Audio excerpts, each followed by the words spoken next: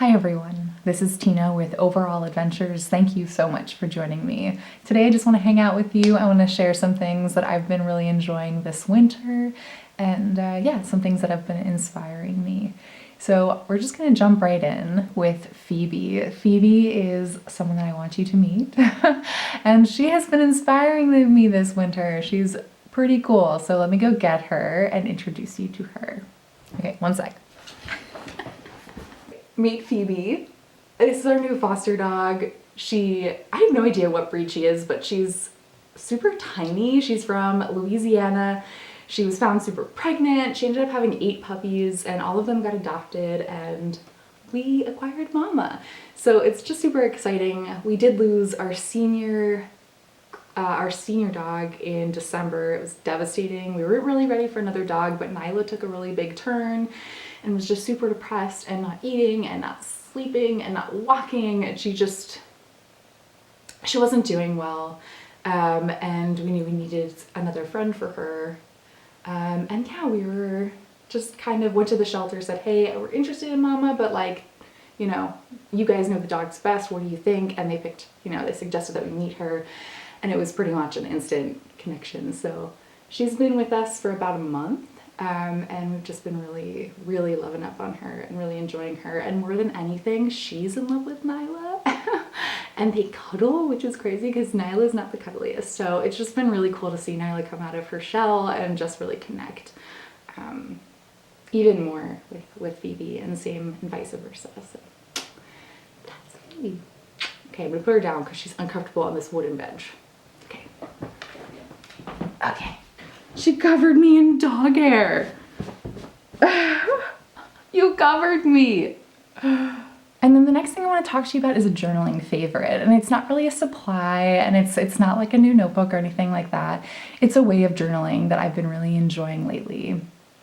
And this way of journaling is historical journaling. It's really documenting what's going on in history, and it's something that I'm really, really passionate about and something that I haven't talked nearly enough about on this channel. But it's basically the idea of documenting not just our life about what's going on with us and what we do every day and, you know, the weather, things like that. It's really using our journal as a tool to document history as it's happening live. And I think this is such an important part of journaling that I do want to talk about more, and I will be making a video on this to elaborate. But in short, it's basically using our journal as a primary source, because that's what it ultimately could be used as in the future, to document our perspective and our reality and engagement with history as it's happening. So I'm very aware of what's going on in Ukraine. My heart is with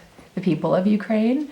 And I think as a journaler, one thing that I'm very aware of is, and hopeful, is that people will use not just social media, but their notebooks and their pens as a way to document what is going on, to make sure their story is part of history.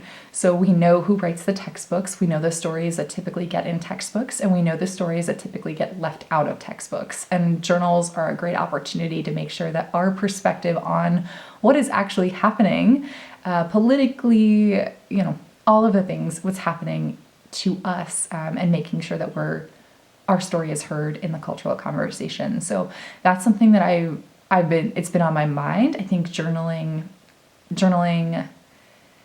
history as it impacts us is so important. And like I said, I will be sharing more about this in another video, but it's just been something that's on my mind and something that's on my heart, and how journaling can kind of contribute to what's going on right now in the world.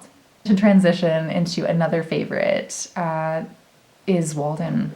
Oh man, I wanted to read this book for so long.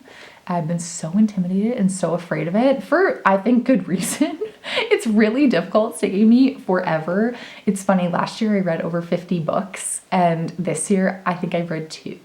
I didn't even finish one in January. I don't know what's going on. I'm just in a different headspace when it comes to reading, and I really want to read things that challenge me. I want to read things that are hard, which in turn just means I need to spend more time with it. So Walden has been on my list forever, And really just, I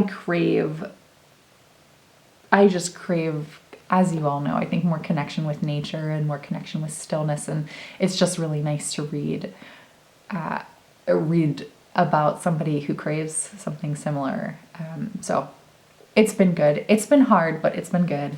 That's definitely a favorite. And another favorite, something that you all don't really know about me, is I'm a really big crocheter as well as a knitter, well, new knitter.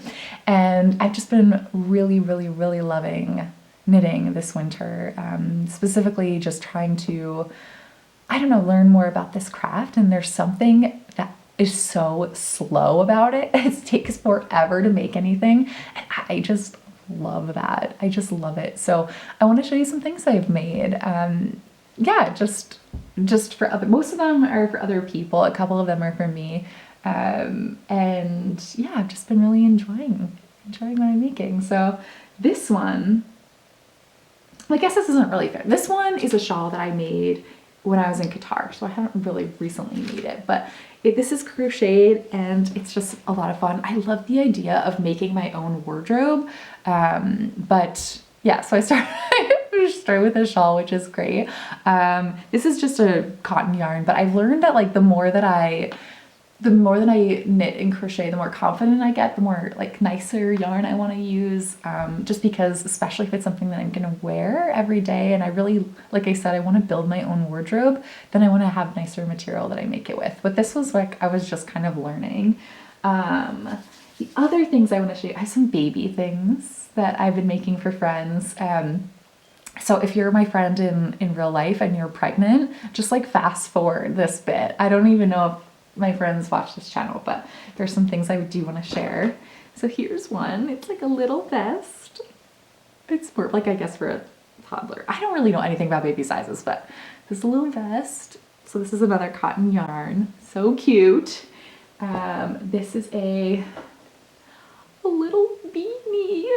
How cute. I want to get one of those like labels for it, but I just think that is so sweet. Oh, this one's not done, but this is going to be a little houndstooth sweater. I need to finish the body and the arm, so I have a while to go, but I just thought that was so sweet. This is from Daisy Farm Crafts. I learned how to crochet on YouTube during the pandemic. And then with knitting, I actually knew how to knit in high school, but I only knew how to knit one thing. We made preemie hats, and my friends and I, we donated them to hospitals. That's the only thing I learned how to make, and I totally forgot. I have no idea how to make that anymore. But since I moved up north, I've been taking knitting classes and learning more. So I'll show you what I'm knitting. But this is a baby blanket that I've made for a friend. This is a moss stitch. Oh, it's just so sweet. So I'm loving this. I still need to block it and get it ready for her, but I have some time because her baby's coming in June, so I'm a little ahead of the game, which is great and rare with knitting and crochet because it takes so long. And then last but not least, this is the project that I'm knitting. So I needed some serious help with this one. This is my local knitting store has been helping me. This is so cool. So first of all, it started with this yarn. I don't know how well this is gonna pick up, but man, I love this purple. And I'm like, not normally a purple person, but I don't know, it's like this electric purple. It's so pretty. And then I saw this blue and I'm like, I want to put them together. And then I am making this, ignore this white thing. This is going to come off. This is just part of the cast on, but it's going to be this cowl. So I think it'll be really nice. I'm building up to making like a full-on sweater. I've made a sweater before. I actually did make that Harry Styles cardigan. But man, it just didn't, I don't know, it just didn't work for me. So, but I really love this, and I think this would be really pretty in the winter, but now it's already March, so I don't know. I'll finish it when I finish it.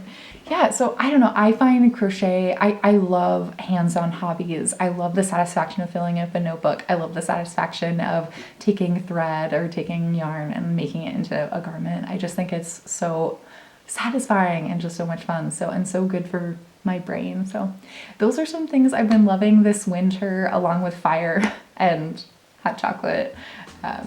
But yeah, thank you so much for joining me. Tell me some of your winter favorites in the comments. I really look forward to hearing from you, and I am wishing you creative fire and just sending lots of love, and